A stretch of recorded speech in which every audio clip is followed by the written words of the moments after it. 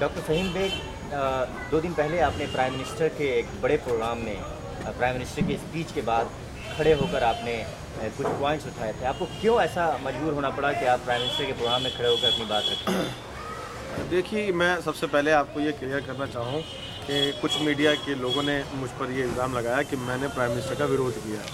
मैं अपनी बात क्लियर करना चाहता हूँ, मैंने अपने प्राइम मिनिस्टर का विरोध नहीं किया। मैंने अपने डेमोक्रेसी को मजबूत करने की कोशिश की, जो मुझे अधिकार देती है कि एक आम हिंदुस्तानी अपने प्राइम मिनिस्टर से अगर बात करना चाहता है, अपने नेताओं से बात करना चाहता है, तो उसको आज़ादी है, वो अपनी बात कर सकता है। मैंने ये सिलसिला पिछले 4 साल से चलाया। मैंने उनको पहले जो है लेटर्स लिखे, जो क्वारीज़ हैं मेरे इलाके की, उसका कोई जवाब नहीं आया। उसके बाद फिर मैंने उनको कहा कि मुझसे मिल लीजिए, मैं कुछ मेरे ऐसे इश्यूज़ हैं जो मैं आपसे मिलकर डिस्कस करना चाहता हूँ। इस मुस्लिम इलाके में बहुत सारी ऐसी चीज़ें हैं जो एजुकेशन से रिलेटेड हैं, जो हेल्थ से रिलेटेड हैं, जो सैनिटेशन से रिलेटेड हैं, मगर मेरी उन बातों का जवाब नहीं मिला। फिर मैंने एक मुहिम जारी की, 150 दिन तक लगातार प्राइम मिनिस्टर को एक ख़त रोज़ाना लिखा, डेली, और उसमें 150 दिन में लिखने के बाद मैंने फिर देखा कि मुझे प्राइम मिनिस्टर के यहाँ से एक एक्नॉलेजमेंट तक नहीं मिला। फिर उसके बाद मैंने टेलीफोन से अपना वहाँ पे रब्ता करना चाहा और फैक्स वगैरह भी किया कि भाई मेरी बात क्यों नहीं सुनी जा रही, वज़ीर आज़म मुझसे मिलते क्यों नहीं हैं। तो उन्होंने क्या किया कि उनके जो पीएमओ ऑफिस में जो भी साहब बैठे थे, भाई प्रधानमंत्री के पास आपके लिए वक्त नहीं है, जब वक्त होगा आपको बता दिया जाएगा। उससे मैं इतना नाउम्मीद हुआ कि एक आम हिंदुस्तानी जो थोड़ा सा गलती से पढ़ा लिखा है, जब वो अपने प्राइम मिनिस्टर से नहीं मिल पा रहा है, तो जो गरीब इंसान, जो मज़दूर इंसान, जो रोज़ी रोटी कमाने में पूरे दिन लग जाता है, रात को थक कर अपने घर आके सो जाता है, तो हमारे वज़ीर आज़म उसके बारे में कैसे सोचेंगे। तो ये सब करने के बाद एक टीस सी दिल में रही, अफसोस रहा, नाउम्मीदी रही। फिर भी मैं अपना काम करता रहा। मैंने आरटीआई का इस्तेमाल किया। मैंने पूरे डिपार्टमेंट से पूछा कि सन 1980 से श्रीमती इंदिरा गांधी के ज़रिए बनाए गए 15 पॉइंट्स प्रोग्राम, जिसको 15 सूत्री कार्यक्रम प्रधानमंत्री के नाम से कहा जाता है, वो मेरे क्षेत्र में कहाँ कहाँ चल रहे हैं। क्योंकि जहाँ तक मैंने उसकी पढ़ा है उस 15 पॉइंट्स को, उसमें एजुकेशन से रिलेटेड कोई 9-10 प्रोग्राम हैं, फिर रोज़गार से रिलेटेड है, एम्पावर करने के लिए मुस्लिम कम्युनिटी को, फिर उसके साथ साथ उन्होंने उर्दू के लिए भी बहुत अच्छी उसमें रखा गया है। और जो हमारी लड़कियां हैं, जो बच्चियां हैं या बच्चे हैं, उनको आईटीआई टेक्निकल एजुकेशन के बारे में भी कहा गया है। मगर जब मैं उनसे पूछता हूँ डिपार्टमेंट से, जितने भी डिपार्टमेंट मैंने नाम लिया, एजुकेशन, हेल्थ और प्लानिंग, सोशल वेलफेयर डिपार्टमेंट, सब ने ही मुझसे कहा कि आपके यहाँ सारी चीज़ें, प्रधानमंत्री का 15 सूत्री कार्यक्रम अभी नहीं चल रहा है, और इस पर जो दीगर प्रोग्राम है वो पाइपलाइन में है। तो जब सब कुछ होने के बाद जब मेरे दिल में इतना मायूसी रही, तो मुझे पता लगा कि प्राइम मिनिस्टर जो हैं एक नई योजना फिर बनाने जा रहे हैं, वो वक्फ डेवलपमेंट कॉरपोरेशन बनाने जा रहे हैं। और मुझे लगा कि जो पहले से ही ऑलरेडी सन 1980 से आपने बना रखी हैं, वो स्कीमें तो आज तक लागू हुई नहीं।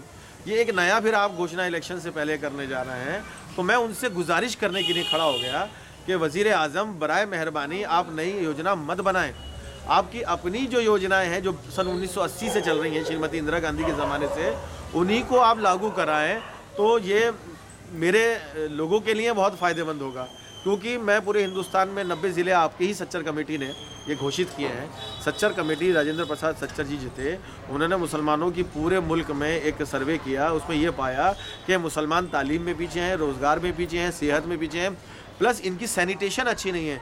जिन गलियों में ये रहते हैं वहाँ पे साफ़ सफाई का अच्छा इंतजाम नहीं है। डॉक्टर फ़हीम, आप जाफराबाद एरिया से आते हैं, जो नॉर्थ ईस्ट दिल्ली में आता है। नॉर्थ ईस्ट दिल्ली एक माइनॉरिटी कंसंट्रेशन डिस्ट्रिक्ट है, दिल्ली का वाहिद, और पूरे इंडिया में 90 जो MCDs हैं उसमें से एक आता है।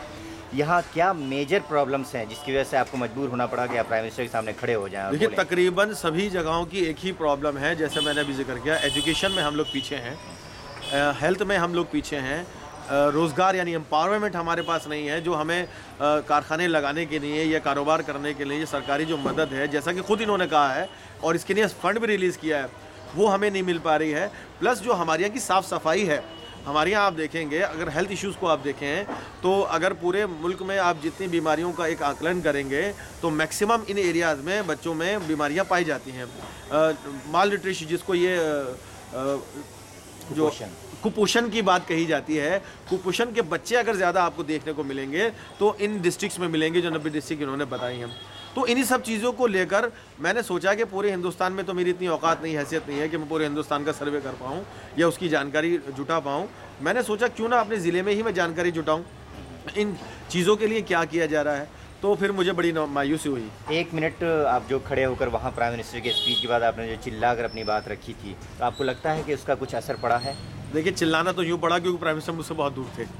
अगर करीब होते तो मैं खामोशी से उनसे ये कह देता, क्योंकि मैं उनसे 25 लाइनें दूर बैठा हुआ था। तो वो चिल्लाना तो मेरी मजबूरी थी, मैंने कोई विरोध जताने के लिए नहीं। कोई आपने जो अपना पॉइंट रखा उसके बाद कोई रिस्पॉन्स आया प्राइम मिनिस्टर की तरफ से?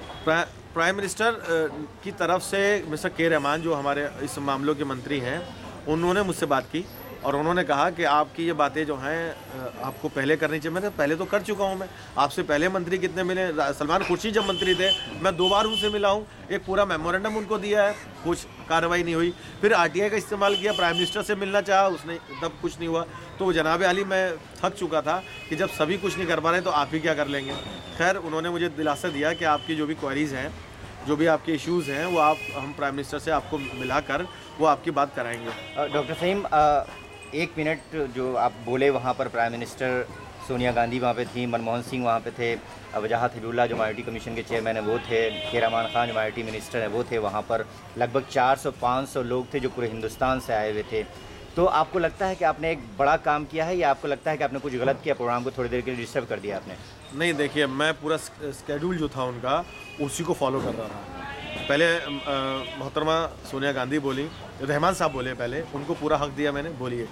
सोनिया गांधी बोली, उनको मैंने पूरा वक्त दिया कि वो भी बोले। फिर प्राइम मिनिस्टर पूरा उन्होंने अपनी स्पीच की, आप देखेंगे अगर फुटेज देखना चाहें आप, तो प्राइम मिनिस्टर ने अपनी पूरी स्पीच ख़त्म कर दी थी। जब वो टर्न टू सीट हुए तब मैंने ये बात कही कि अब मेरी बात आप सुन लीजिए, क्योंकि अब मेरा भी कुछ हक है आपने अपने प्राइम मिनिस्टर से बात कहने का। मैंने प्रोग्राम को डिस्टर्ब नहीं किया, प्रोग्राम तो ख़त्म हो चुका था। मैंने उसके बाद अपनी बात उठाने की कोशिश की कि अब मेरी बात सुन लीजिए, क्योंकि आप पिछले 5 सालों में मेरी बात नहीं सुन पाए हैं और आप हमारे माइनॉरिटी समुदाय से ही आते हैं, आप भी खुद अल्पसंख्यक हैं, तो शायद वो दर्द आपको वहाँ महसूस नहीं होता हो, क्योंकि आप पे इतनी जिम्मेदारियाँ रहती हैं, पूरी दुनिया पूरे हिंदुस्तान को आपने मिलना जुलना देखना होता है। शायद वो ज़मीनी हकीकत आपके सामने नहीं आ पा रही है, तो इसलिए मुझे वहाँ अपनी बात उठानी पड़ी।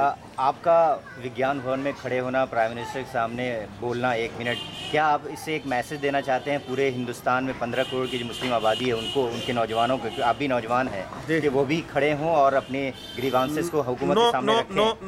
नो, मैं बिल्कुल मैं आपके माध्यम से, आपके इस मीडियम से कहना चाहूँगा कि जो भी मुझे नौजवानों ने देखा या जिन लोगों ने, और ख़ास तौर से मेरी कम्युनिटी ने, बल्कि आम हिंदुस्तानी ने, कोई भी इस चीज़ को इतनी आसानी से ना ले। पहले ज़मीन पे काम करे जैसा मैंने किया है। ये सारे दस्तावेज जो हैं ये मैंने पूरे इकट्ठे किए हैं। प्राइम मिनिस्टर को 150 दिन, ये आप देखेंगे आखिरी लेटर लिखा है, इसके बाद और फिर आरटीआई का इस्तेमाल करके, फिर अधिकारियों से मिलकर, फिर जितने डिपार्टमेंट्स हैं उनके पास जाकर, सारी कवायद पूरी करने के बाद, सब कुछ करने के बाद जब मैं नाउम्मीद हुआ कि मेरी बात नहीं सुनी जा रही, तो मैंने ये कदम उठाया। अगर कोई नौजवान मेरी बात देखकर उसको भी ये लगे कि नहीं मैं भी इस तरह से शोरगुल मचाऊं या अपनी बात रखूं खड़े होकर, तो ये सरासर गलत होगा, क्योंकि जिस हिंदुस्तान के संविधान ने, कॉन्स्टिट्यूशन ने मुझे ये अधिकार दिया है, मेरी आज़ादी का अधिकार दिया है, तो एक दूसरी आज़ादी भी है कि मुझे दूसरों की आज़ादी का भी ख्याल रखना होगा, और उस आज़ादी का ख्याल रखने के लिए मुझे मेरी ज़िम्मेदारी को निभाना होगा। पहले अपनी ज़िम्मेदारी निभाएं, कौन सी जो ज़मीनी है, जो आपके पास तालीम अल्लाह ताला ने जो सलाहियत आपको दी है, उसका पहले यूटिलाइज़ कीजिए। जब वो वहाँ पर आपको लगे कि नहीं भाई अब आप कामयाब नहीं हो रहे हैं, अब जो पानी सर से ऊपर जा रहा है, तब जाकर अगर इस तरह का कोई कदम, वो भी देखिए बिल्कुल आज़ादी के साथ और संविधान के साथ रहकर बात करें, जैसे कि मैंने की। मैं पूरे हिंदुस्तान के मुसलमानों से, हिंदुस्तानी और उस आम आदमी से जो मजबूर और गरीब है, मैं उससे कह रहा हूँ कि वो पहले देख ले सारी चीज़ें करके, जब उसको सिस्टम से वो जवाब ना मिले तब जाके वो बड़े महज़्ज़ब तरीके से, बहुत ही डिप्लोमेटिक वे में और हिकमत के साथ अपनी बात रखे अपने मुल्क के वज़ीर आज़म से या अपने मुल्क के अधिकारियों से, तो उस बात में जो है दम आएगा और उस बात का जवाब मिलेगा, जैसा कि मुझे अब मिलने की उम्मीद है।